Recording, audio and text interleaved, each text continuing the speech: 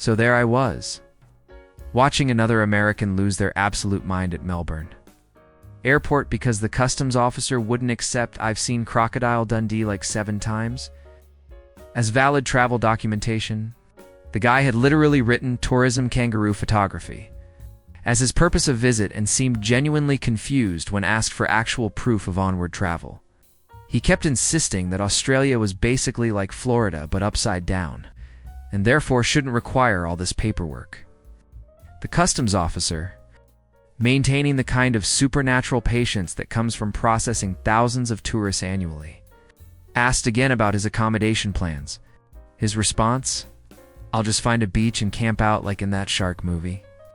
When gently informed that wild camping isn't universally legal and he'd need actual bookings, he pulled out a printed Google Images screenshot of Bondi Beach and said, "I'm staying here. You can't tell me the ocean requires a reservation?" He's now fully convinced Australian immigration is running some kind of elaborate scam because the movies never showed this part. Australian here. Working at an outdoor gear shop in Tasmania. American walks in wearing shorts and a tank top in the middle of our winter. It's about 8 degrees Celsius and raining. Asks where our California section is. I'm confused. Ask him to clarify. He explains slowly, like I'm the confused one, that he needs clothes for Australian weather. Says he packed light because it's the southern hemisphere. So it's always summer, scientifically speaking. I explain that we have winter right now. That's why it's cold. He laughs, actually laughs, and says, "Bro, you're below the equator. Everyone knows it's hot down here." Pulls out his phone. Shows me a screenshot from some Facebook post claiming the southern hemisphere doesn't have seasons because it's closer to the sun's heat belt. I try explaining axial tilt and orbital mechanics. He cuts me off. "Look, I took geography in high school. We're in the bottom part of the globe. Heat rises. Therefore, always hot." Refuses to buy a jacket. Says he'll prove science wrong with his lived experience. Last I saw, he was arguing with a local about why Tasmania doesn't count as real Australia because it's too cold to be in the southern hemisphere. He's now posted 17 TikToks about how Australian geography is a conspiracy and someone's artificially cooling the island to sell more jackets. Collect these stories full-time from tourism workers across Australia, the kind of ground level reality that never makes it to travel vlogs. If you want more of this unfiltered perspective instead of the usual tourist content, you know where the subscribe button is. Working the desk at a Sydney backpacker hostel. American girl, maybe 22, comes down from her room absolutely furious. Says she's filing a complaint about the emergency warning system being broken. I'm immediately concerned we take safety seriously, ask what's wrong. She says the alarm has been going off every single morning at 5 a.m. for bird sounds. She's dead serious. I realize she's talking about the kookaburras. Explain those are real birds, native to Australia. That's just what they sound like. She stares at me like I've insulted her intelligence. Birds don't laugh. That's a speaker system playing fake sounds for tourists. She's convinced the entire country has installed sound effects in every tree because there's no way a real animal sounds like that. Shows me a Wikipedia page about kookaburras on her phone. Says this is clearly fake. Look how stupid this bird looks. It's like a cartoon. I point out the window where 3 kookaburras are literally sitting on the fence. She squints, says those are drones. Expends the next hour trying to expose the Australian Tourism Board for installing bird-shaped speakers everywhere to seem exotic. Started a Change.org petition to demand real wildlife or refunds for false advertising. I run a tour business in the Northern Territory. American couple books my Outback experience package. Day 1, we're 30 minutes outside Alice Springs, and the wife starts getting anxious. Asks when we're entering the Outback. I explain we're already in it. She looks around at the red dirt, scrubby bushes, and distant Rock's textbook Outback landscape and says, "No, I mean the real Outback. With the giant red rock and stuff." I realize she thinks Uluru is the entire Outback, like it's a theme park or something. Try explaining that the Outback is a massive region covering most of the continent. She's not having it. Pulls up a photo of Uluru on her phone. This is the Outback. Where is this? I explain Uluru is 5 hours southwest, a specific landmark within the Outback. She turns to her husband. They're trying to scam us. We paid for the Outback package, and they're keeping us in the parking lot version. He starts demanding a refund, because this is just dessert. Not the dessert. I attempt to clarify that desserts are large areas, not single locations. He cuts me off. In America, when we say Grand Canyon, there's one canyon, and it's grand. You can't just call any red dirt the Outback and charge premium prices. Spend the entire 3-day tour rating every location not Outback enough and leaving 1-star reviews, mentioning false advertising because the landscape looked too much like Nevada, which is free. I'm a wildlife officer at Lone Pine Koala Sanctuary in Brisbane. American guy comes through, pays his entry, goes straight for the koala encounter. Everything's fine until the handler explains the rules. Koalas are sensitive. So you can hold your arms out and the koala sits on them for a photo, but you don't grab or squeeze the animal. Simple enough, right? This guy nods along. Then the second the koala is placed on his arms, he tries to hug it against his chest like a teddy bear. Handler immediately intervenes, explains again, arms out, don't constrain the animal. He's offended. Says I paid for a koala experience, I should get to actually hold it. Handler patiently explains, this is holding it. We just protect the animal's well-being. He launches into a speech about how in America, when you pay for an experience, you get the full experience and how this is partial service. He demands to speak to whoever's above the koalas in the chain of command. I get called over. He explains to me that he's a customer. Customers are always right, and that koala should be trained to accept proper hugs. I explain that koalas are wild animals, not domesticated pets. We can't train them to enjoy being squeezed by strangers. He responds, then why are they in a sanctuary? Isn't that literally a safe space where they should feel comfortable? Somehow equates the concept of wildlife sanctuary with emotional support animal protocols. Argues that if the koalas aren't socialized for human interaction, we're discriminating against tourists and violating the Australian tourism promise. Now outside writing a Facebook essay about how Australian wildlife sanctuaries are gatekeeping nature from Americans who made the long flight to work at a pharmacy in Perth. American woman comes in with a prescription from her US doctor, wants it filled. I explain gently that we can't fill foreign prescriptions directly. She needs to see an Australian doctor who can assess and prescribe if appropriate. She does not take this well. Says her doctor is board certified and asks if I'm questioning his credentials. I clarify that it's not about credentials. It's about legal jurisdictions and medical regulations. She says, so you're telling me my American prescription isn't good enough for Australia? With this tone, like I've insulted the Constitution. Explains that her medication costs $15 in the US with insurance, and she's not paying international prices to see a doctor here for the same thing. I suggest she try a walk-in clinic, relatively affordable. She says she'll just use her American prescription and hands it to me again. More firmly this time, as if insistence changes pharmacy law.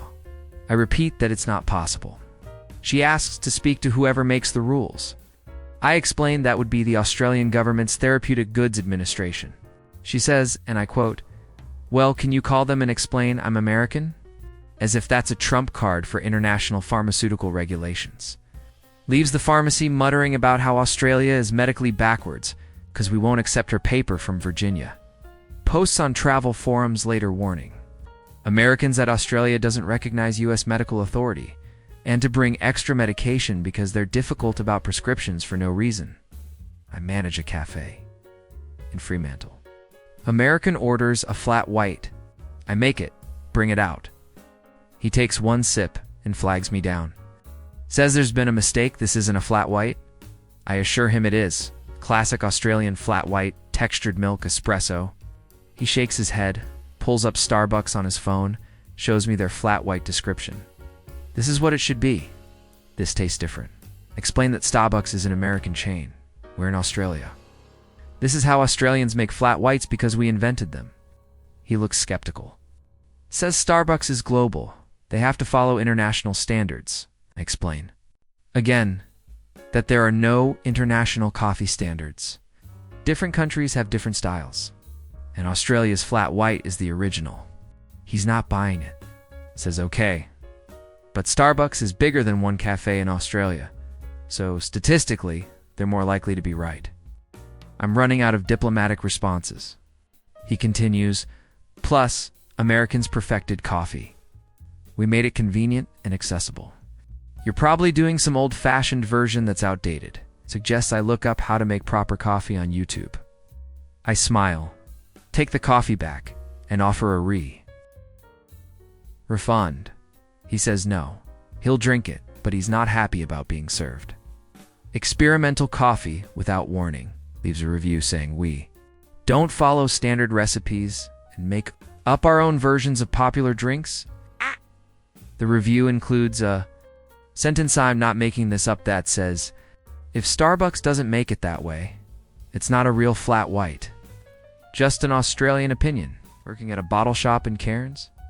American tourist comes in, browses for a bit, brings a 6-pack of beer to the counter. I scan it. Tell him the price, about $24. He freezes. For 6 beers? Yes. He asks if there's been a scanning error. I double check. Nope, that's the price. He looks genuinely distressed. Says this is price gouging.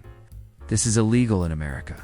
Explain that alcohol is taxed differently here. Prices are just higher. He says, but I could get this same beer at home for $8. I explain that different countries have different costs, taxes, economic factors. He's not interested in economics. Says I need to speak to whoever sets these prices because this is exploiting tourists. I explain that I'm just a retail worker. I don't set national tax policy. He asks if there's a tourist discount since he's visiting. I say no. Prices are the same for everyone.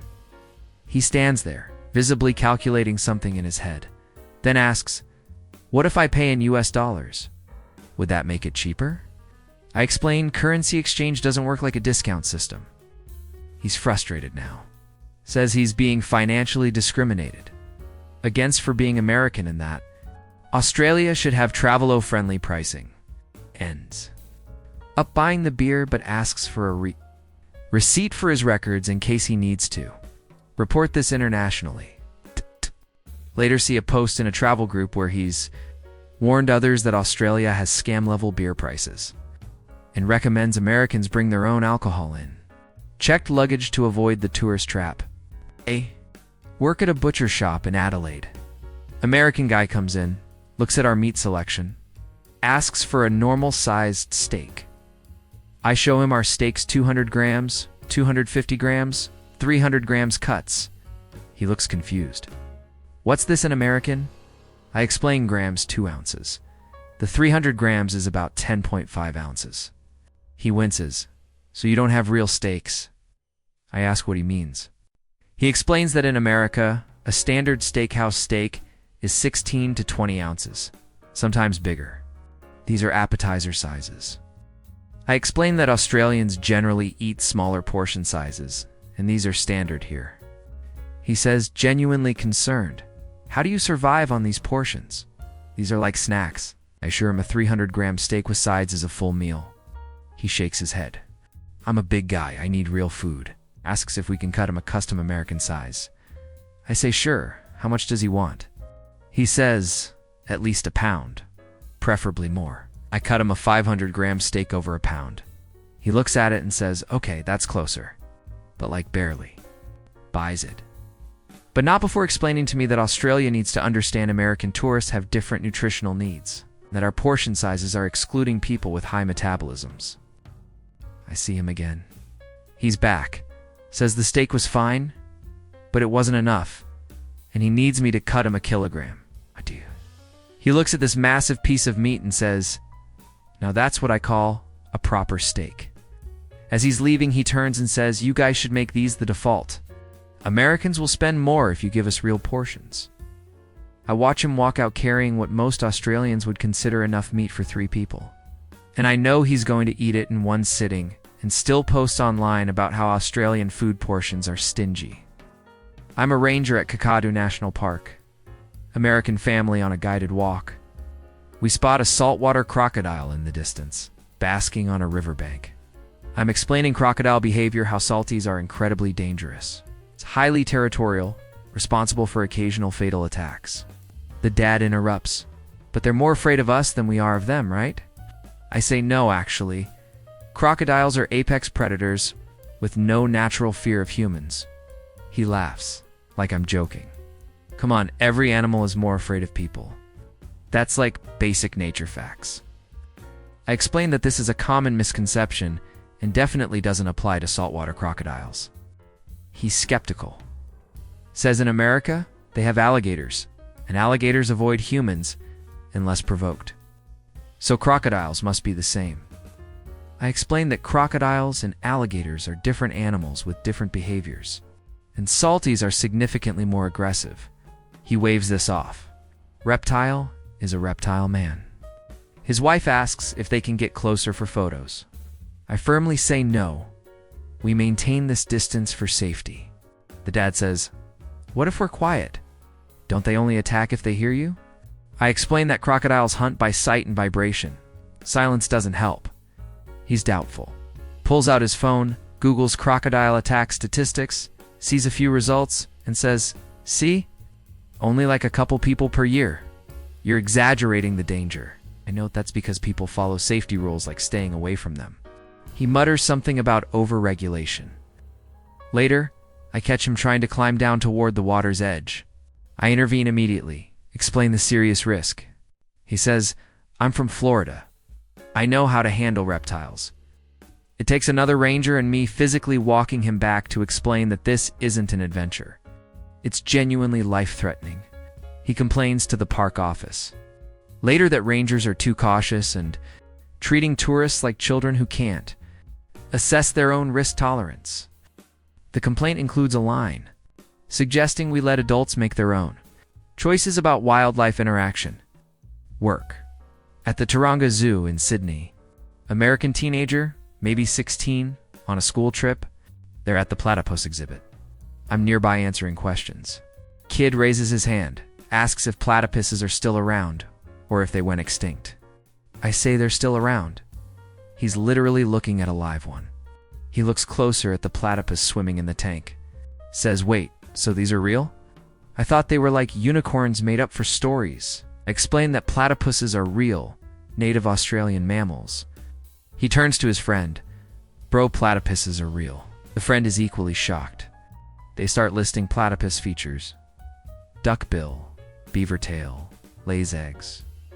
Venomous spurs in with each one. They're more convinced this is an elaborate hoax. This is like if someone said dragons were real and just lived in Australia the whole time. I assure them platypuses are well documented, scientifically studied, absolutely real. The first kid asks why they aren't more famous if they're real. I explain they are quite famous, especially in Australia. He says no, I mean famous like pandas or lions. If this thing is real, it should be way bigger of a deal. I note it is a big deal in biology because of its unique evolutionary features. He's not satisfied. Says this feels like Australia is pranking the world by pretending weird animals exist. Spends the rest of the visit taking videos of the platypus with captions like POV. You find out childhood myths are real, and Australia has been hiding this from us. Posts on social media later claiming his school didn't teach him real animals because American education focuses on American wildlife only, and that he feels lied to about what animals exist. The post gets thousands of likes from other Americans who also apparently didn't know platypuses were real. This is what happens when I talk to actual workers instead of just reacting to viral clips. Every video on this channel goes this deep: real people, real confusion, real stories that don't fit the algorithm's version of Australia. Subscribers get this standard every time. You know what's wild? Every single one of these stories comes from genuinely baffled Australians who weren't trying to mock Americans. They were just completely unprepared for the specific brand of confident confusion that walks off international flights daily. It's not that Americans are uniquely clueless. It's that there's something about the combination of Hollywood's Australia endless desert, cuddly koalas, Steve Irwin energy, meeting the reality of Australia complex ecology. Actual weather, normal administrative systems that creates comedy gold,